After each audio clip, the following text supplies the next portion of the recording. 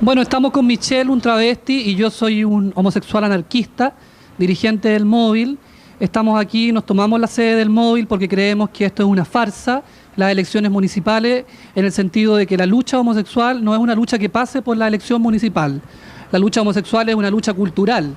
En ese sentido nos hemos tomado la sede del Móvil como un gesto simbólico, en el sentido de que queremos que también se contemplen los derechos de los travestis, los derechos de las lesbianas y los derechos de los seropositivos, que son los grandes ausentes de estas elecciones. Estas elecciones solo representan a 2 homosexuales gay de la capital y no representan a todos los homosexuales de la ciudad. Ya estamos de regreso a medianoche. Bandera Hueca, así es el nombre de un nuevo libro que se ha lanzado en nuestro país y que fue publicado por el periodista y activista gay Víctor Hugo Robles. Todo partió en abril de 1973, la primera gran manifestación por los derechos de las minorías sexuales. Un movimiento militante que elevó el tema de los derechos de un grupo de chilenos que reclamaban aceptación y respeto. Más de 3 décadas de lucha por espacios de representación y una mayor tolerancia son retratados en Bandera Hueca, historia del movimiento homosexual en Chile, escrito por el periodista y activista gay Víctor Hugo Robles. Testimonio, el primer libro sobre la historia política de un movimiento homosexual. Es decir, en Chile siempre se señaló que habían homosexuales, que habían marchas de homosexuales. Lo que señala este libro que hay un movimiento político, organizado, emancipado, capaz de conquistar el poder. Bienvenido Víctor Hugo Robles.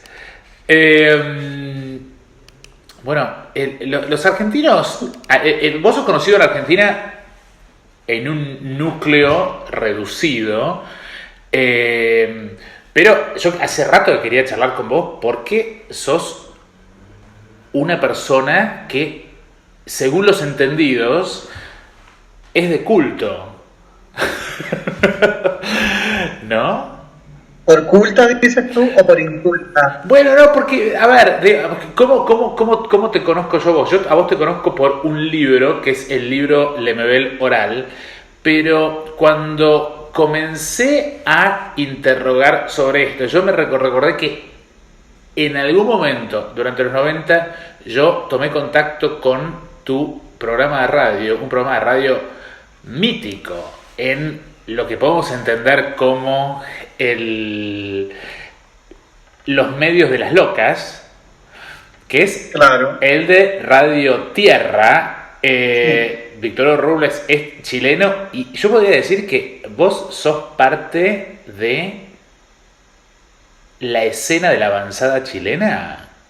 No, nada, pues niño, yo soy una beba al lado de la escena de avanzada. La escena de avanzada es lo primero de saludarte, agradecerte este contacto que nos costó mucho, como si fuéramos primeristas, como si fuéramos vírgenes, nos costó mucho este contacto, esta interacción de Latinoamérica con el viejo mundo, con Europa, pero ya estamos con todos mis muertos y todos mis símbolos que me acompañan. Que el símbolo que te acompaña es el Che.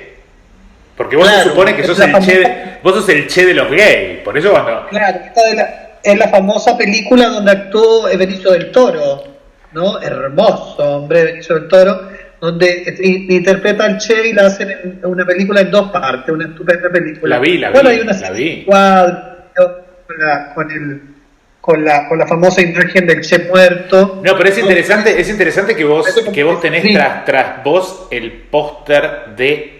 no del Che, sino del que hace del Che, porque eso es un poco, tiene que ver un poco con el espíritu del travesti, ¿no? De la copia de la copia de la copia. Claro, de la copia de la copia de la copia y las representaciones que hemos ido haciendo, que por lo menos yo, de una figura icónica como antes Ernesto Che Guevara, argentino, por supuesto, argentino-cubano, latinoamericano, y entonces a lo mejor por eso responde a lo que tú me señalabas como figura de culto. La verdad que yo no soy ninguna figura y tampoco de culto, que el que es realmente de culto es el Che. Entonces, lo que hago yo es como aprovecharme un poquito de esa magia y de esa aura política cultural revolucionaria para introducir ciertos temas, ciertas demandas que tienen que ver con la diversidad sexual, con la participación sexual.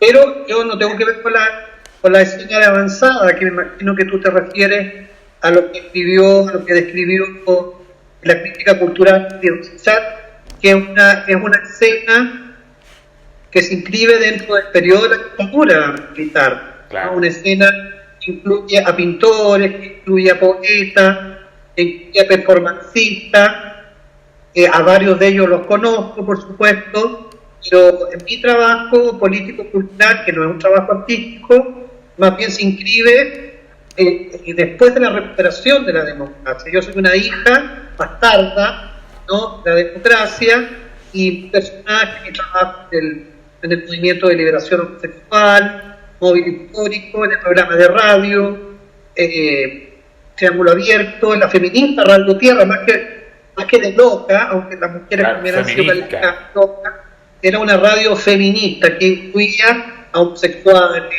a personas viviendo con VIH, a pueblos originarios, a jóvenes contra antes de seguir. No soy de la escena de avanzada, sino que más bien soy de la escena rebelde, de rebelde marica a partir de los años 90. Digamos, vos sos un amigo personal de Pedro Lemebel. Quiero dejar ese tema un poco aparte por unos momentos, porque quiero quedarme en esto de la radio feminista, ¿no? Porque una de las cosas que yo creo que en Chile están, yo me atrevería a decir, mejor trabajadas que en Argentina, es esta cuestión de la diferencia entre el feminismo de la segunda ola y la tercera ola, o en otras palabras, entender al feminismo no como remitiendo a una marca sexual de origen, sino entenderlo como una estrategia respecto del discurso, ¿no?, del discurso patriarcal. Y esto es algo que sí inscribe a toda esa escena de avanzada, ¿no? Y de alguna forma, bueno, vos venís a ser uno de los hijos, ¿no?, de los hijos bastardos de toda esa escena, porque vos emergés en los 90, ¿no? Claro. Bueno, como hijo o como hijastra también podría ser. Como hijastra. Me parece mucho más interesante como la figura de la hijastra, que no es reconocida y que es rechazada.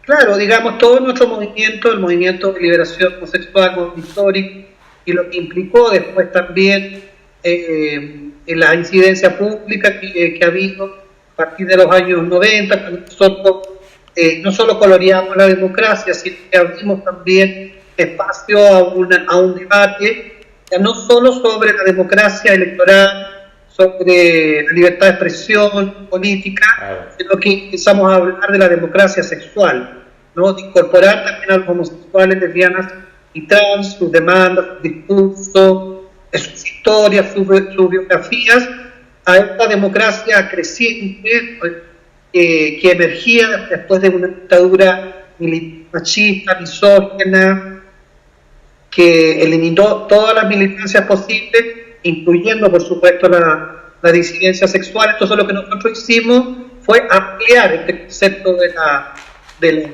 la democracia, incorporando en nuestras luchas, por supuesto, memoria histórica, de batalla, de resistencia de las comunidades feministas, porque efectivamente el movimiento sexual chileno, el móvil, particularmente, no nace de la nada, sino que es continuador de toda la historia que ha habido en Chile, ¿no?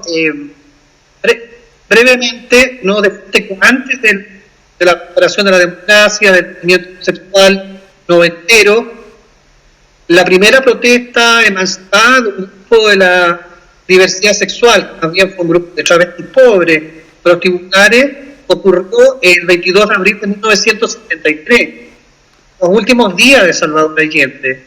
Entonces es un movimiento que tiene hace 40 años, claro, que ha pasado muchos gobiernos, muchos estados políticos, después vino la dictadura que eliminó y que hizo desaparecer no solo a los desaparecidos, sino que a todas las militancias, a todas las disidencias política, incluyendo la homosexual, y a partir de 1970, a los 80, los primeros colectivos, más bien anónimos, más bien privados, hasta que a finales de los 80 surge el colectivo feminista Yuquelén, lesbianas, feministas, y principios de los 90, en los 80 un movimiento feminista mucho más articulado y nosotros, locas chicas, ¿no?, que estábamos trabajando también por el fin de la dictadura, nos cobijamos de algún modo también en ese movimiento feminista,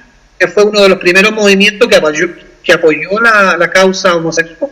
No por nada, el primer programa de radio, Círculo Abierto, que yo tuve el honor, no la alegría, el pose de animar por muchos años, un programa que se hacía en Radio Tierra, única radio feminista que ha habido en Chile, Electricidad de Chile. ¿Esto en qué año fue? El programa nació el año 1973. Perdón, en 1993. 93. Y vos, hay un momento, bueno, cuando digo lo de escena avanzada, lo digo también con cierta ironía, porque vos tenés tu momento performático también, ¿no? Cuando te apareciste como muy atrevida, te apareciste en un ciclo que organizaban Vicente Ruiz y Patricia Rivadeneira. Claro, pero eso fue el año 97 cuando nació el Che ya como personaje, con boina, con estrella. Pero quiere decir y todo, que ese personaje es un personaje performático, no es un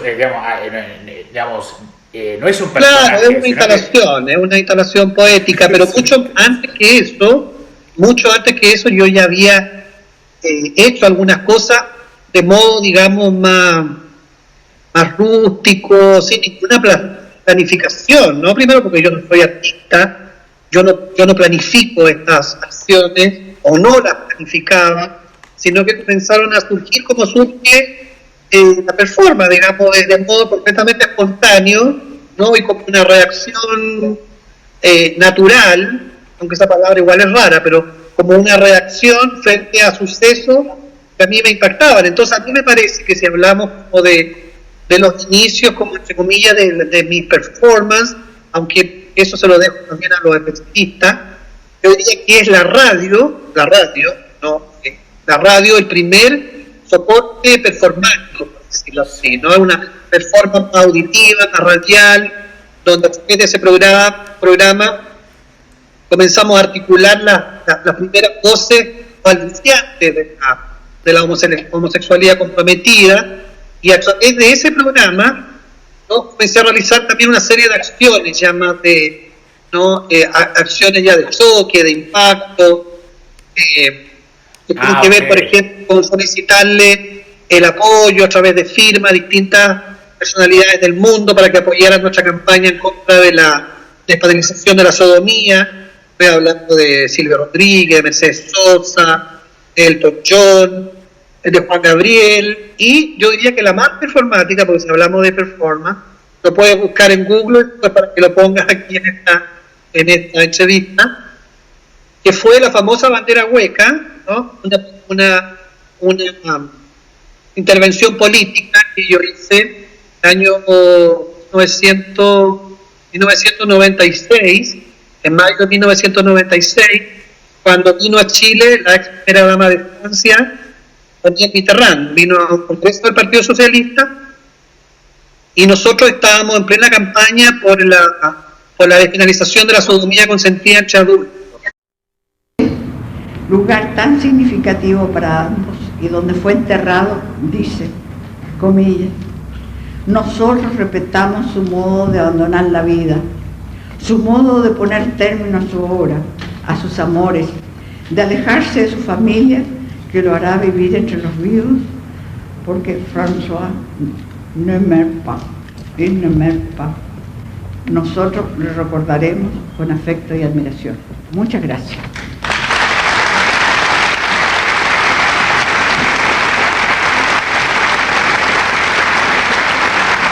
Entonces a mí se me ocurrió ir a pedirle el apoyo a Daniel, ¿no? Y bueno, junto con entregarle una carta solicitando su apoyo, desplegué en medio de la presencia de toda la élite política socialista, incluyendo el presidente Lagos, incluyendo a la hija del presidente Allende, Isabel Allende. Hablaba Hortensia Bussi, la viuda de nuestro presidente mártir. Se me ocurrió desplegar una bandera chilena con un hoyo al centro de la bandera, ejemplificando en ese hoyo el lugar, digamos, el lugar vacío que tenemos los homosexuales, lesbianas y trans en nuestro país. Bueno, fue un gesto bastante intrépido, ¿no? Atrevido, incluso ilegal. Bueno, vos lo lees en términos alegóricos, más como estéticos, pero uno lo puede leer como, ¿no? Mario Mieli y ¿no? el derecho al ano, ¿no? El ano como mi tesoro más querido. Bueno, por eso el hueco, ¿no? Por eso el hueco también. Pues nosotros escribimos un comunicado donde hablamos de, no, como dice el MBL también, que hay muchas expresiones peyorativas que se usan para calificar a los homosexuales. Una de ellas es el hueco. El hueco porque tiene relación, ¿no?, con el lugar de donde sentimos placer, no el lugar. Pero uno diría que uno de los preferidos, ¿no? Que es la relación dominicana. Entonces, en ese espacio, en ese hueco, nosotros quisimos centrar una mirada, haciendo también un cruce con los otros huecos, los otros espacios que están por llenar. Por ejemplo, los huecos de las fosas de los detenidos desaparecidos que no han aparecido, la fosa del mineral Chucamán en el norte de Chile, que es el pan de Chile, como decía Salvador Allende, el hueco, ¿no?, de la capa de ozono y del cambio climático, del cual reclamamos nosotros, y no solamente nosotros, sino que generaciones más pequeñas como la de Greta Thunberg. Entonces, en esa perspectiva estábamos centrando de algún modo y cruzando distintas demandas no resueltas en nuestra cultura, en nuestra vida política. Claro, pero además no me quiero ir de este tema de la performance y de la radio como performance, porque algo que caracteriza, uno podría decir, al arte feminista chileno, cuando hablamos de feminismo hablamos en este sentido amplio, y estoy pensando en Daniela El Tit, ¿no? Estoy pensando en Lemebel y demás, es como los diferentes medios, es decir, es como que hay una total permeabilidad entre los medios, con lo cual en un contexto de arte chileno, a mí no me sorprendería pensar a un programa de radio como, digamos, estamos en el país de Gloria Camiroaga, en donde, ¿no?, el video es lo que Nelly Richard se refería como la mala imagen o la imagen mala, ¿no? Y de alguna forma, dentro de esta imagen mala aparece, ¿no?, la radio como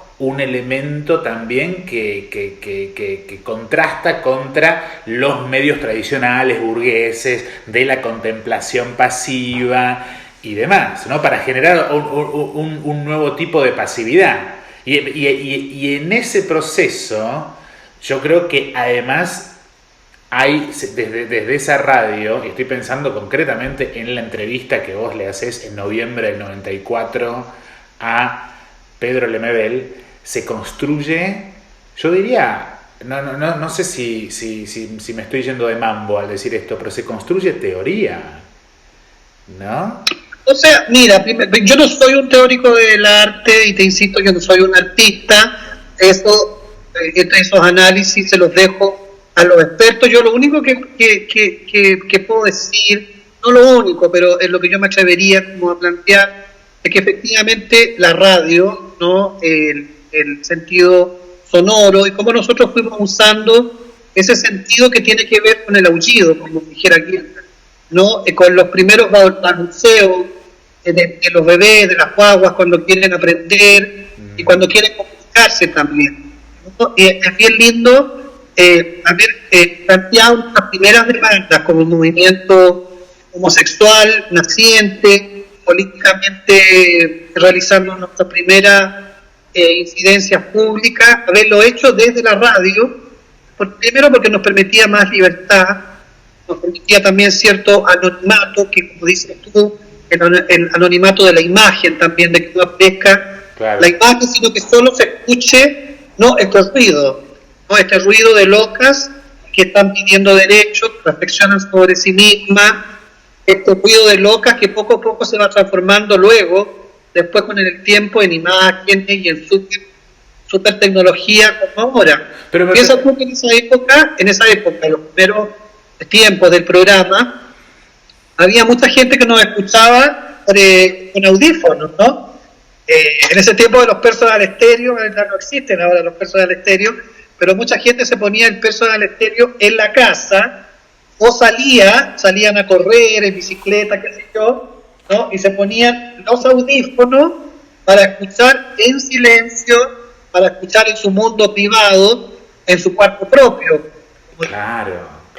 O sea, yo de alguna forma me está dando la respuesta a lo que te quería preguntar, porque hay algo. Estoy pensando en el colectivo que formó, ¿no? Pedro Lemebel y Pancho Casas. Estoy pensando en Paz Errázuriz y su Manzana de Adán y demás. Hay todo un énfasis muy fuerte en el arte performático y en el arte de avanzada de Chile, en esta cuestión travesti, que tranquilamente, como empezamos a plantear desde el principio, uno lo puede ver en vos, en términos de el che, esto de travestirse en el che, de travestirse y demás. Pero la cuestión travesti, como sabemos, es una cuestión principalmente óptica, ¿no? Es decir, el travesti se reconoce para desreconocerse en la imagen. Pero hay algo que vos aportás acá, y por eso yo quería poner el acento en esto, y cada vez me interesa más, que es algo que también lo toca Lemebel, que es, y que apareció en tu programa de radio ayer, que escuché ayer anoche, esta cuestión de Lemebel, Robles, el texto, la palabra y la sonoridad, y la música, y la musicalidad, ¿no? Bueno, para los que nos están viendo y escuchando, decirles que tú me estás preguntando por otro programa de radio, que es una especie como de prima hermana de Triángulo Abierto, ¿no? La continuadora histórica, que es el programa Siempre Viva en Vivo, en Radio Universidad de Chile, donde tocamos los mismos temas que tocábamos en Triángulo Abierto, pero en un contexto político, cultural distinto, y también, por supuesto, una muy distinta y muy cambiada, pues yo en Triángulo Abierto era un señorito de pelo corto y ahora soy una loca, como dicen, una loca tipo travesti, una loca tipo travesti que entrecruza, ¿no? Ideas políticas con pensamiento también reivindicatorio y con vida, digamos. Y esto lo que te estoy contando yo, lo que uno vive, que uno siente, no es una puesta en escena para una galería de arte, porque nuestra arte, ¿no? Nuestro arte está en ser como somos, en defender nuestra diferencia, ¿no? Y en salir al mundo siendo quienes somos. Entonces, efectivamente, en el programa de ayer entrevistamos a amigos personales de Pedro, recordando su vida, recordando su historia, su trayectoria también como profesor, su trayectoria porque todo el mundo como que o no sabe o se olvidan que él fue profesor, ¿no? Profesor, claro, fue profesor de arte plástica. Ah, mira vos. Hay fotos por ahí, hay fotos bien bonitas de él. Como profesora, ¿no? La profesora, claro, la profesoraza. No, profesora primaria. Y claro, entonces en ese programa recordamos eso, su legado también, y analizamos de algún modo de político un documental que va a empezar ahora a circular en muchos cines de todo Chile, ¿no? Que plantea una mirada bastante íntima, bastante particular, y yo diría también bastante polémica, sobre nuestro querido e inolvidable Pedro Lemebel. Antes del artista incluso está el homosexual. Reivindicamos el coliza. A nosotros nos gusta la palabra gay, weón. No se adapta, weón, con lo que es un homosexual pobre en Chile, weón. Cuenta el año 87, 88, en la dictadura. Ese contexto era brutal. Asesinatos de homosexuales en las calles, sujetos quemados vivos, como ratas. Cualquier minoría que esté en lucha por sus derechos se les va a categorizar de violenta, porque es parte de la lucha.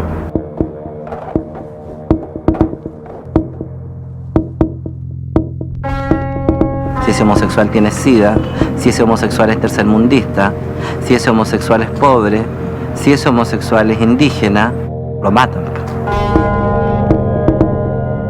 La performance era el salto al vacío.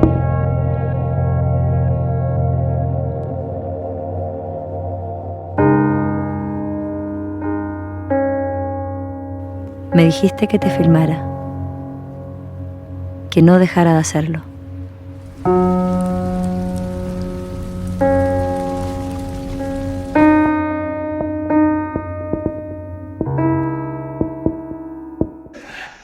A ver, pero cuando vamos a, antes de hablar del documental, que yo creo que mete, el documental es como una especie de cuña en un debate muy de fondo, que lo toma a Lemebel como una suerte de campo de batalla, posiblemente inconsciente, de lo que hoy es, no quiero decir la palabra queer, porque era una palabra que a Pedro Lemebel no le gustaba, pero antes de hablar de Pedro Lemebel, quiero leer cómo vos lo presentaste a Pedro Lemebel en aquel mítico programa de noviembre del 94. Y vos, entre otras cosas, empezás el programa diciendo: es Pedro Lemebel, escritor, que junto a Francisco Casas en los años 80 formó el colectivo de arte homosexual Las Yeguas del Apocalipsis.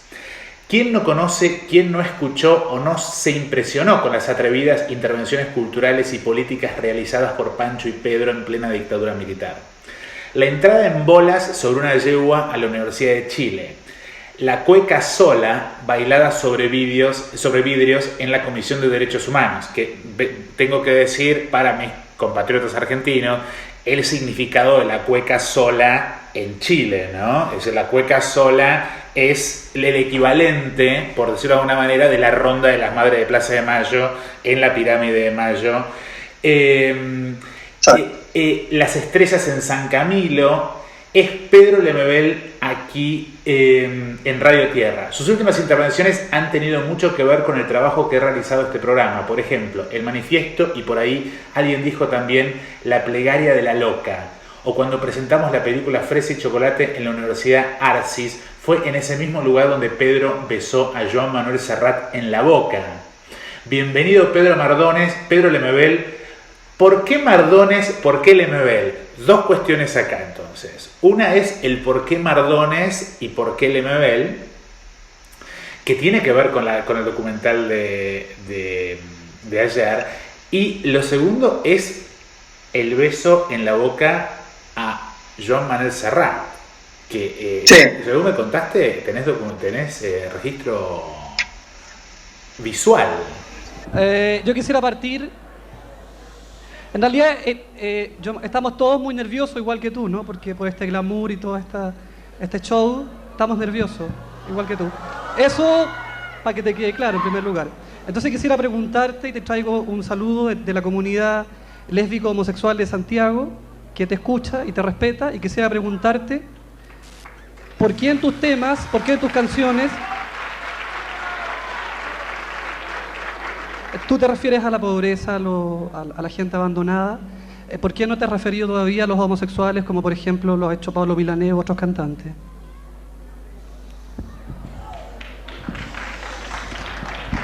Pues no lo sé, no me he planteado nunca. Probablemente, yo lo primero que hay que decir es que no me he referido en ningún sentido, y que siempre que me he manifestado al respecto, me he manifestado con el respeto debido a que cada uno con su cuerpo ha de hacer lo más de acorde con sus sentimientos, y no me he manifestado, ni he escrito ninguna canción referente, seguramente pues por la sencilla razón de que yo no soy homosexual, y ha sido un tema en el que no me he sentido no me he sentido de alguna manera con una necesidad de expresarme. Lo tendré en cuenta, de alguna manera lo tendré en cuenta. Pero tenga usted en cuenta una cosa importante también, que es mi actitud al respecto ha sido siempre muy respetuosa, la misma que exijo para mi heterosexualidad, la doy para los que lo practican el sexo y el amor de otra manera distinta.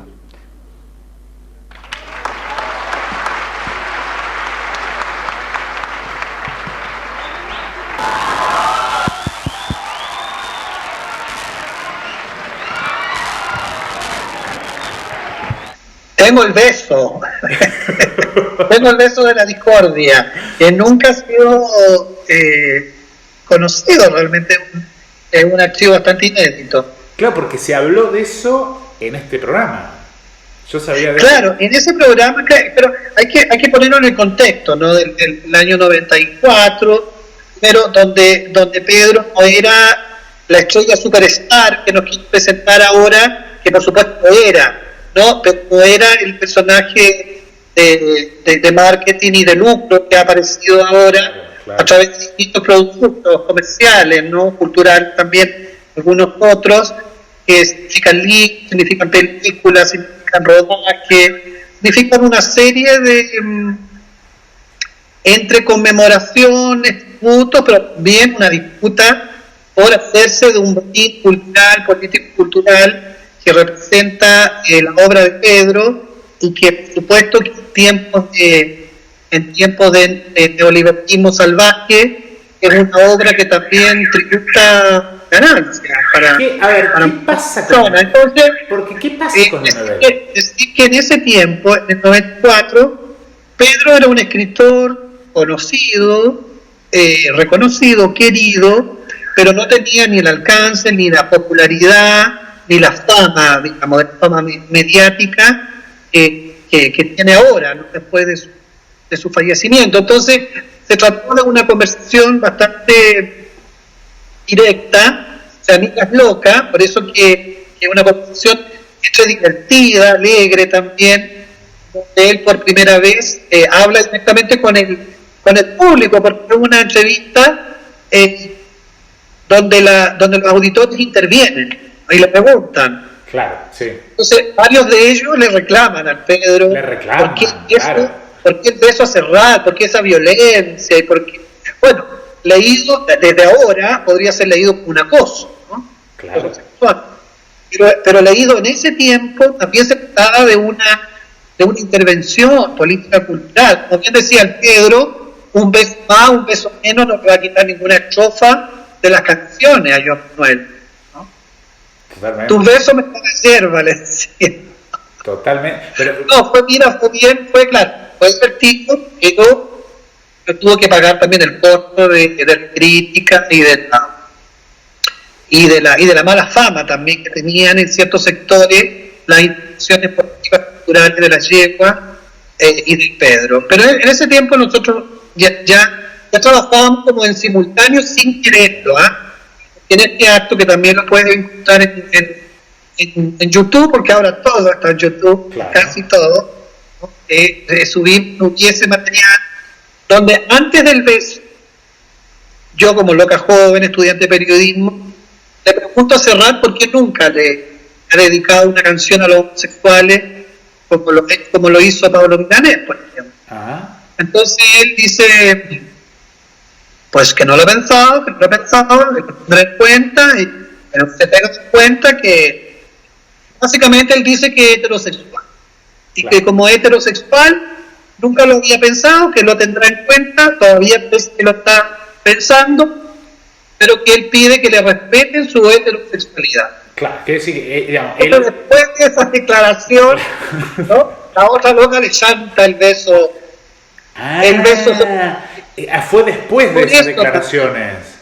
Por eso también generó cierto impacto y molestia, ¿no? Porque él había pedido que le respetaran su santa heterosexualidad.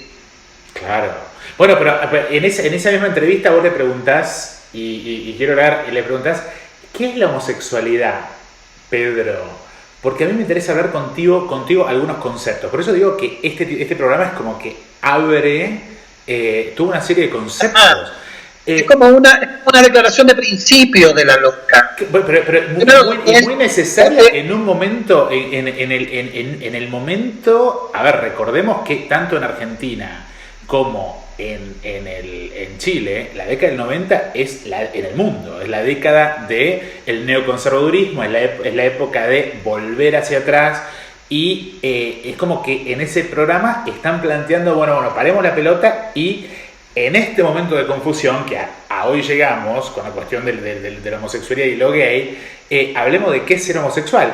Y él te dice, a ver, la homosexualidad para mí es una construcción cultural. Yo trabajo fundamentalmente la figura de la loca. Y la loca es como tú deconstruyes el patrón formal. Es decir, la loca es una operación de deconstrucción. Claro, la loca él lo plantea como un devenir, como un devenir loca, ¿no? Como un devenir loca donde todos podemos ser locas también en un punto, ¿no? Como una estrategia, como una estratagema, como una duda, como una ironía. Como un replanteo, como un recuestionamiento. Es decir, entonces, digamos, la loca pasa a ser el periférico que replantea, incluso apropiándose de los restos del centro. Claro. ¿No? Como vos y tu película de Hollywood atrás. Exactamente. Claro. Pero bueno, esto me lleva a preguntarte porque en realidad las ironías del destino hacen que hoy, y yo en esto tengo mi parte de también, porque si bien mi próximo libro no va a ser sobre Pedro Lemebel específicamente, pero a mí me interesa mucho todo todo este momento, tanto en Argentina como en Chile, y hay una Pedro Lebemelmanía. ¿Lebemelmanía? Bueno, un poco, pero es bienvenida. Mira, en tiempos de dictadura neoliberal, ¿no? Donde la dictadura militar todavía ronda, todavía acecha en ciertos privilegios, todavía tiene la casta militar a través de distintos sistemas de salud, de pensión, en un sistema tan injusto socialmente, que aparezca ya solo el nombre Lemebel, el apellido Lemebel, su obra, ¿no? Ese aullido, como decíamos al principio, ese balbuceo que cada día más es un grito de justicia, de rebeldía, siempre se me había tenido a hablar, escuchar, debatir y polemizar en torno a sea por razones comerciales, sea por razones neoliberales, sean por las razones que sean, siempre para mí va a ser bienvenido que la figura de Pedro recorra el país. Siempre va a quedar algo de su esencia. Entonces, yo adoro todas las obras que han surgido, que van a seguir surgiendo, porque efectivamente es un compañero, es un artista, un profesor, un activista, una persona, un deseo de venir, ¿no? Una loca latinoamericana, ¿no? que se entregó por completo para hacer lo que él quería hacer, y entonces que aparezcan obras que revisitan su historia, su legado, su biografía, bienvenido. Esto también las que hemos sido amigas, menos amigas, porque también hay una disputa entre hay una disputa entre quienes son más amigas o menos amigas. Pero todo eso, digamos, toda esta conjunción, este entrecruce de intereses, de deseo, ¿no? de pulsiones, de compulsiones también, en torno a Pedro Lemebel, a mí me parece bienvenido. Mira, una de las cosas que está pasando, por ejemplo, en Argentina, yo creo que un personaje análogo en Argentina, salvando la distancia, es Batato Barea.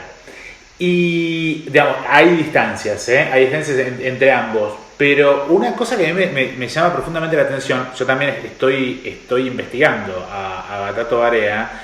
Ahora acaban, en el Ministerio de Cultura de la Nación, acaban de darle un subsidio a una investigadora, una tal Vivacqua, que estudió a Batato y el teatro y hace todo un análisis que yo tampoco estoy tan de acuerdo, sexual, de porque el tema ni de Batato ni de Lemebel era estrictamente sexual, si bien la sexualidad es parte fundamental, ¿no?, de esta figura, pero vos sabés que yo la llamé para leer su tesis doctoral y no me la quiere dar. Es decir, digo, no me quiere dejar leer una tesis, además pagada por los contribuyentes en la universidad pública y gratuita. Lo que digo es, hay una especie de desesperación por apropiarse del Lemebel a partir de las amistades, las cercanías, las investigaciones, los trabajos y los documentales. Y algo que vos dijiste de este documental, que se llama Lemebel, si no me equivoco, de Joana Reposi, que también voy a entrevistar porque para ahondar en esta figura.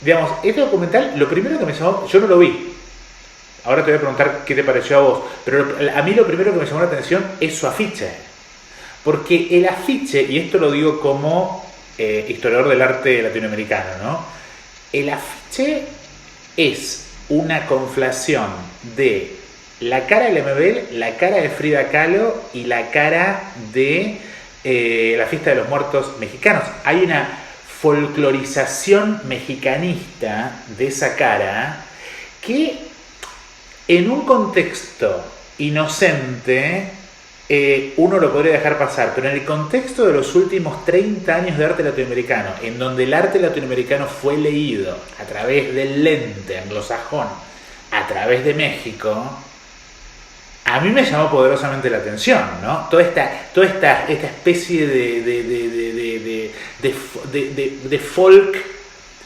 Frida-calización de Pedro, si bien él dialogó con el personaje de Frida Kahlo, pero eso me llamó la atención. Pero bueno, contame un poco de ¿vos lo viste este documental? ¿Lo viste en la premiere? Sí, yo vi el documental, conozco a la realizadora. Nos conocimos a propósito de la película, porque la verdad es que en todo el tiempo que yo fui amigo del Pedro, nos conocimos el año 92, no sé cuántos años son, deben ser como 25 años. 27 años. Algo para la temática. Pero bueno, son muchos años. Y en el tiempo que ella se rodó, hizo la película, el guión, conoció al Pedro, yo no la conocí, ¿no? Otros amigos sí se encontraron con ella, pero yo no la vi, tampoco sabía de la existencia de este documental hasta después que falleció Pedro de este documental. Bueno, nos conocimos, aporté algún material que yo tenía, porque me parece a mí importante, considerando que también soy periodista y trabajo el tema de la memoria, del registro. Claro. Me parece importante colaborar siempre cuando hay autores, hay personas que están dedicando tiempo de investigación de este tema u otro, colaborar. Bueno, colaboré, me entrevistaron en audio, entrevistaron también a muchos amigos y amigas, y entonces teníamos todos una cierta expectativa de la película, deseo de verla. Nunca nadie la vio acá en Chile hasta que se presentó en el Festival de Berlín, tuvo un premio muy importante. Entre medio yo seguía dialogando con Joana, de quienes nos hicimos amigos, la considero una amiga, un afecto, pero un afecto que está mediado por la película y por Pedro, claro, básicamente. Esa es nuestra relación. Conversamos también algunos otros detalles de la película, qué sé yo. Entonces ahí me entero, por ejemplo, que las personas entrevistadas no van a aparecer en pantalla ni nada, sino que van a aparecer solamente los audios de las personas en la película, que es una decisión estética de la directora, que podemos incluso disentir de su decisión, pero hubo cosas que nosotros, digamos, no manejamos, no supimos, como entrevistados, no fuimos informados, entonces tal vez siempre es bueno checar esa información antes de exhibir a ver la película. En el momento que las yeguas, digamos, empiezan a trabajar en la parte performática, después del año 87, 88, en la dictadura, ese contexto era brutal, era el terror, huelgas de hambre, asesinatos de homosexuales en las calles, ¿sabes, no?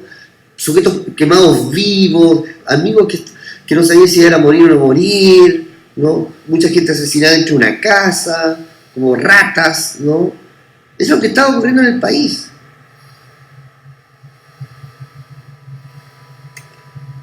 Todo eso hacía que se produjera algo en ellos que tenían que decirlo sí o sí. Entonces lo que hacía la Chepa, la policía, era hablar y hacer una acción por los que no tienen voces, homosexuales, lesbianas, mapuches, madres golpeadas.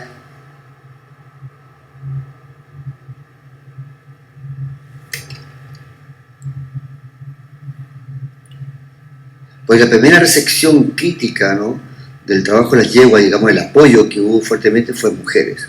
Y también su gran amiga de Pedro, la poeta Carmen Berenguer, ¿no?, con la cual se juntaban, ¿no?, a conversar sobre literatura, filosofía. La homosexualidad nunca había sido puesta se había trabajado. La idea era como ponerlo más en cuestión todavía. A partir de lectura yo le hablaba del débil, ¿no? Como el débil también puede hacer uso de su fuerza por débil. Y el poder era el tema. Entonces ahí estábamos dándonos vueltas. El Pancho era más histriónico, de la Avenida del Teatro. Fue el que impulsó a Pedro a salir a la palestra, ¿me entiendes tú? Y Pedro impulsó o trató de impulsar al Pancho a pensar en lo que se iba a hacer.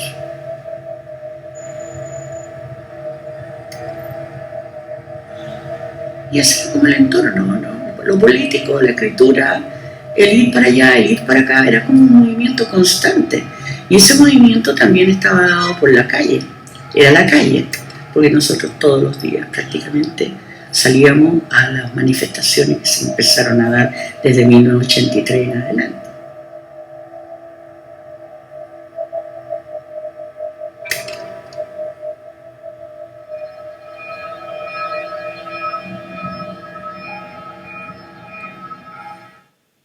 Bueno, yo no había visto la película, fui invitado al estreno, a la van premier, me pidieron un listado también de quienes podrían ser los mejores amigos, gente importante para el Pedro, mandé un listado de 20 personas, incluyendo en ese listado a la diputada Carol Cariola, que es diputada del Partido Comunista y gran amiga de Pedro, también. Bueno, al final descubrí que de ese listado no fueron invitadas todas las personas, llegamos a algunos, los amigos de Pedro éramos bastante pocos, producidos en la sala. Bueno, ¿cómo resumirte lo de la película? Decirte que toda esa ansiedad, ¿no?, todo ese deseo de verla, se transformó en angustia, porque... ¿Por qué? Es una película de más de una hora, donde aparece el Pedro que conocemos, evidentemente. Yo reconozco a Pedro ahí, digamos, hablando con su ironía loca, ¿no? Hubo escenas graciosas, hubo cortes de la entrevista que tú leíste de Triángulo Abierto, corte, edición. Yo hubiese hecho otra, pero bueno, esa es decisión de la directora, de la montajista, pero me parece que podría haber sido mejor. Luego, la película se centra básicamente en las actuaciones performáticas de Pedro. Claro. La explica, hay muchas imágenes y escenas que nosotros desconocíamos, bastante inédita, y eso se agradece. Sin embargo, yo diría que en términos más general, es una película muy triste, una película muy melancólica, es una película agobiante en ese sentido, ¿no? que más que hacer recordar al Pedro, te angustia. Yo me sentí pero Pedro era así. Bueno, después de la película entrevisté a algunas personas para el programa de radio Siempre Viva en Vivo, y ahí la feminista, escritora y profesora, amiga de Pedro, Gilda Luongo, conoce esta faceta triste, melancólica de Pedro, ¿no? Y ella agradece ver esa faceta. Es una faceta que por supuesto tenía, ¿no? De hecho, después de la muerte de la madre, estuvo muy deprimido. Sin embargo, hay una faceta más lúdica, más loca, digamos, de la cabeza de la loca, claro, que desconfía, digamos, que duda, que ironiza, es la loca que... porque en realidad la loca latinoamericana es la loca divertida, es la loca esperanzada. Como que esa loca queda como en segundo plano. No digo que no existe, pero queda en segundo plano frente a esta figura, digamos, sexual de escritor, un poco deprimente, depresivo, triste, diría yo, bien fracasado, ¿no? En cierto aspecto, ¿no? Aunque el fracaso también es parte de la vida, no es parte de la vida, ¿no? Pero fracaso, ¿a qué te referís con fracaso, fracasado? ¿En qué sentido? Como un fracaso existencial, digamos, de no haber logrado, primero de no haber sobrevivido, ¿no? Porque Pedro no quería morirse, Pedro no se quería morir. Entonces, eso me provocó la película, y lo que más me llamó la atención, y lo pregunto yo directamente, yo diría que es mi crítica de fondo, y es mi crítica tan directa hacia la película, y se puede ver a la directora de modo directo, como soy yo también, ¿no? Y haciendo valer también esa comunicación que nosotros teníamos y tenemos, y espero que sigamos teniendo. Yo le pregunté por qué en la película no aparecía Gladys Marín. Gladys Marín, la secretaria general del Partido Comunista chileno, era amiga de Pedro, claro, según Carmen Soria, otra amiga de Pedro, una especie como de segunda madre en la vida de Pedro. Ella la Gladys no aparece en la película. Entonces me llamó mucho la atención, ¿verdad? ¿No? Entonces esa inquietud después se transformó, diría yo, en molestia, cuando le pregunto yo a Joana por qué no estaba Gladys. Entonces ella me señala que decidió no ponerla porque a su parecer el Partido Comunista habría utilizado a Pedro Lemebel. Entonces encontré bastante arriesgada su teoría, justa también de algún modo, que habría que probarla, porque a mí lo que me consta y lo que nos contan los amigos, y también hay público, primero que Pedro tenía una crítica frontal hacia la izquierda, todos tenemos, todas las locas conscientes, rebeldes, revolucionarias, tenemos una crítica a cómo la izquierda trató, ¿no?, el tema de la homosexualidad. Desde Cuba, en las unidades militares de apoyo a la producción, las cosas humanas, ¿no?, hasta lo que fue también la Unidad Popular, la primera marcha de la Floca, el 73, que fue ampliamente rechazada por todos los sectores políticos, regularmente por la izquierda. Todos tenemos esa mirada, ese recuerdo, esa memoria. Sin embargo, también sabemos, ¿no?, que nuestro lugar político es un lugar que ha estado marcado por la izquierda, ¿no? Nuestro corazón está a la izquierda y nuestra sangre roja, como dijera Violeta Parra.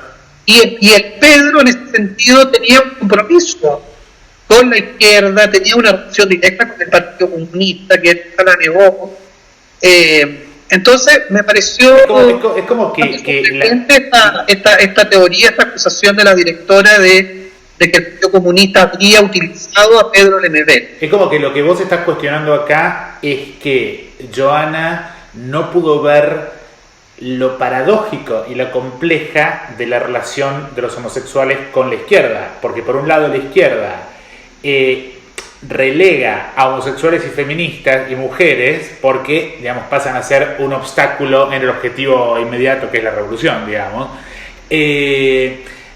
sin contar los aspectos más como misóginos que derivan de que en el comunismo no hay sexos, ¿no? Porque son todos trabajadores. Pero por otro lado, como dice Pedro cuando define homosexualidad, la homosexualidad es una operación que se realiza siempre desde la izquierda. Claro, mira, mi inquietud, mi crítica, mi molestia también final, no tiene que ver necesariamente con el hecho de que no aparezca, aunque igual, de todas maneras, me llama la atención, ¿no?, que desaparezca de un documento, de una película, de una mirada, es precisamente una persona que luchó tanto, ¿no?, para encontrar a su desaparecido. Claro. No es como una desaparición doble, que se insiste. Vos lo que estás planteando entonces es interesante en términos estéticos, porque vos lo que estás planteando es que Joana hace desaparecer doblemente a esta figura, digamos, que es Gladys, que al mismo tiempo era ella misma una madre de un desaparecido, con lo cual acá hay una especie como de juego de espejos. Una esposa, sí, una pareja. Mira, lo que yo planteo aquí es que ella, por supuesto, porque su película, no financiada con recursos públicos, por supuesto, pero su película, ella tiene derecho a poner, sacar, tener su mirada. Es la conversación que tiene ella con Pedro, pero también yo, ¿no?, como contribuyente, también como público, amigo, como una persona que ve este producto artístico, político y cultural, también tengo derecho a preguntarme, ¿no?, ¿por qué desaparece? ¿No? ¿Por qué desaparece Gladys de este documento público?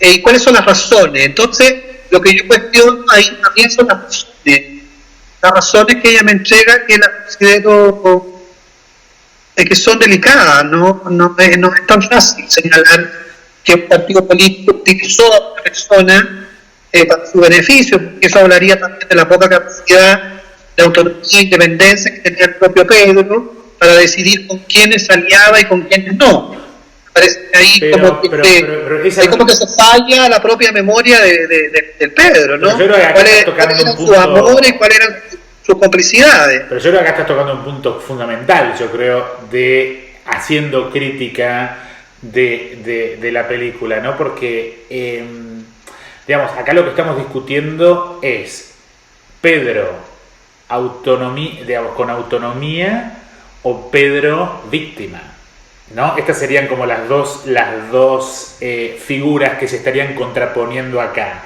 Un tipo con capacidad de decisión y con... que esto es la marica latinoamericana. La marica latinoamericana construye su propia esperanza al margen de lo que el centro le dice que tiene que entiende como éxito, ¿no? Es decir, construye su propia futuro posible. Mientras que en esta concepción, digamos, yo sin ver la película, yo con ese afiche, en el afiche hay, como viste, esa cara tatuada que tiene Pedro en el afiche, ahora lo estamos viendo, en la parte superior está coronado por la cruz de espinas.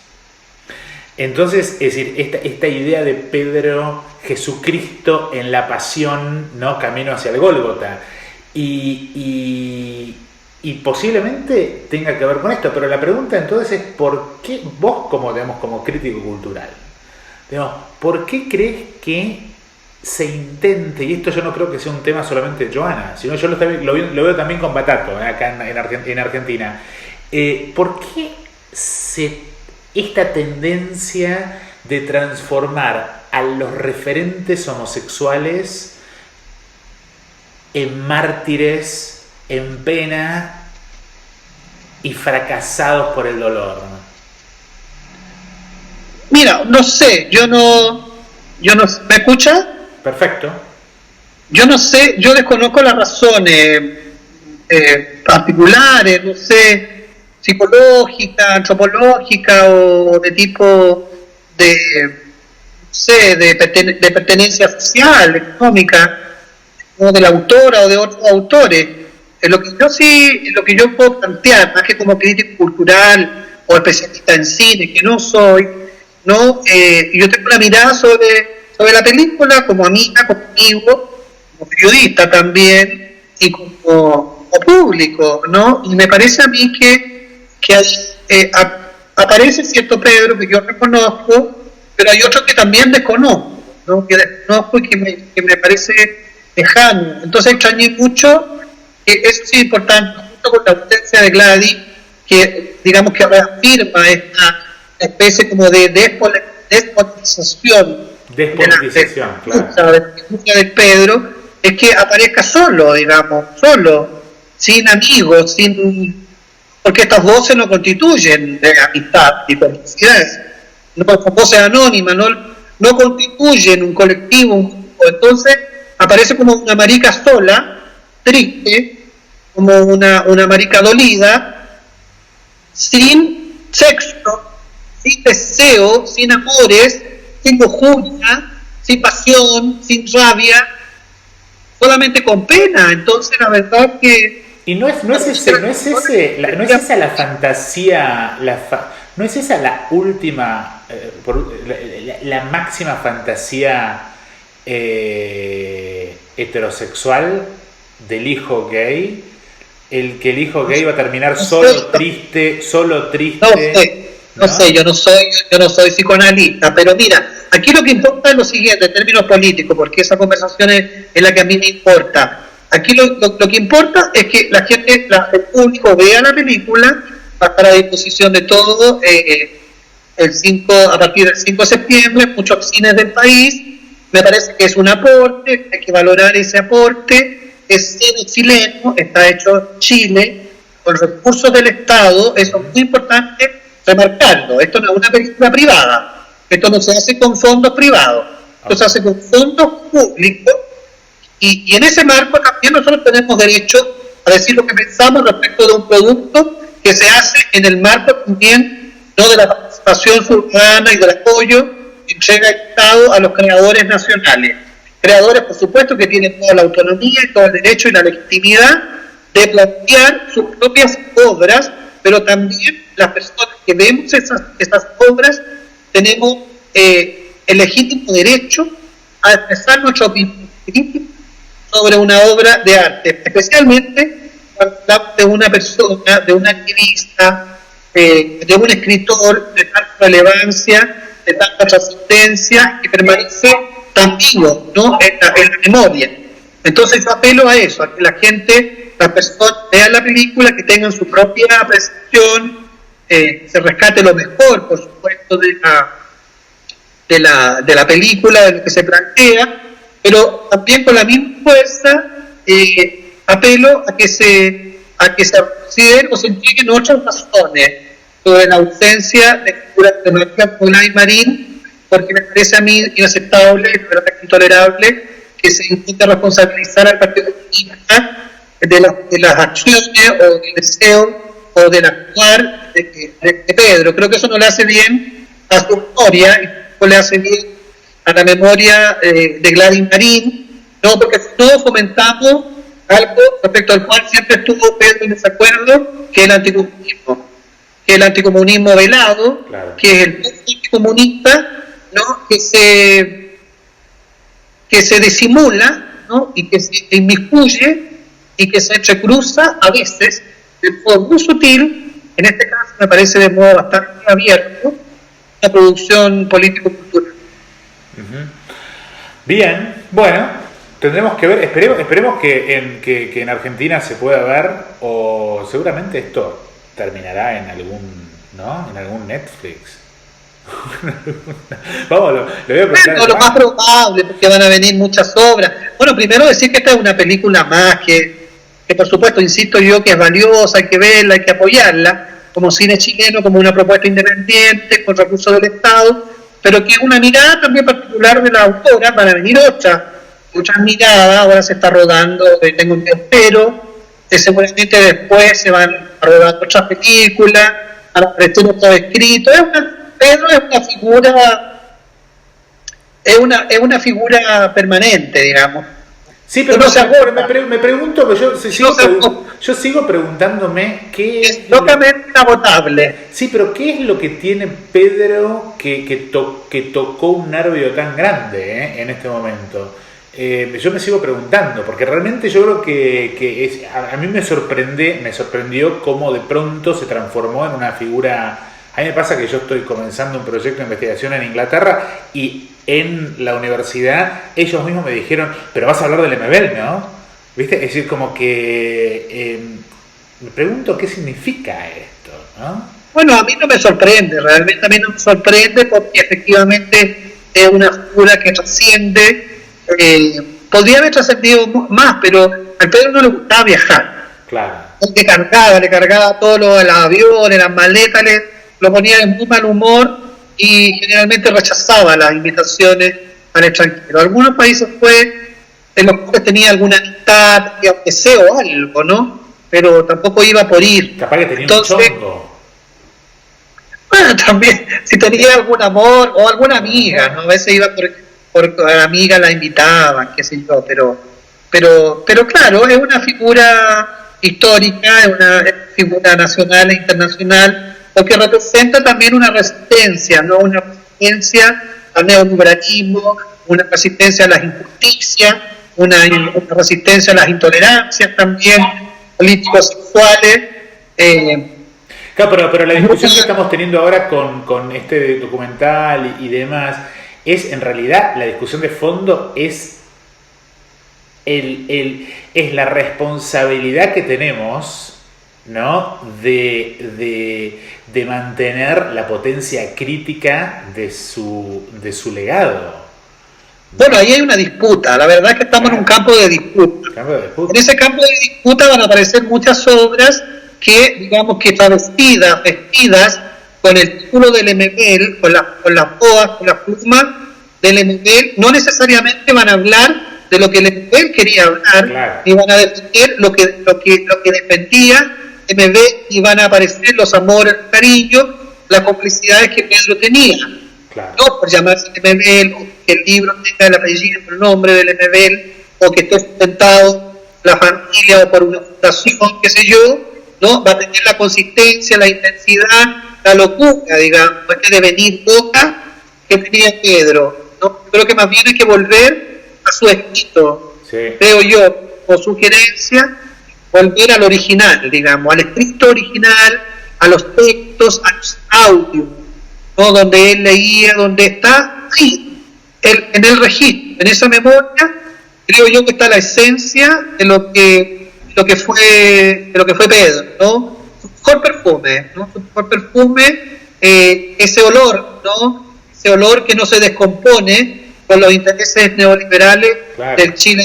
Para evitar la normalización de Pedro también, ¿no? Claro, bueno, para evitar tantas cosas. Víctor Hugo, un placer. Bueno, ha sido una charla larguísima, muy interesante, por supuesto, y te voy a llamar de vuelta, ¿eh? Ah, sí, hay segunda parte. No, sí, claro, hay segunda y tercera y posiblemente cuarta. Acá Robles Cañete, a través del océano y las Andes. Ah, claro.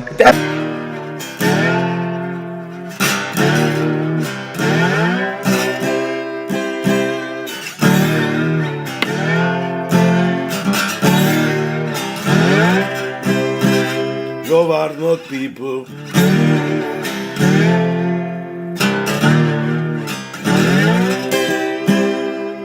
Tiembla el status quo de la sociedad paqueta.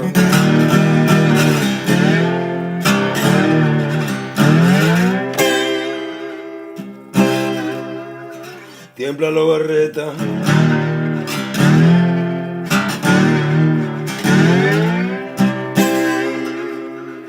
Porque el juicio de Lobarte es un juicio muy duro.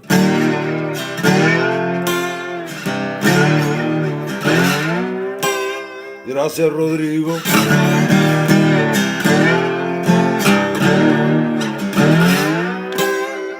vasto lugar.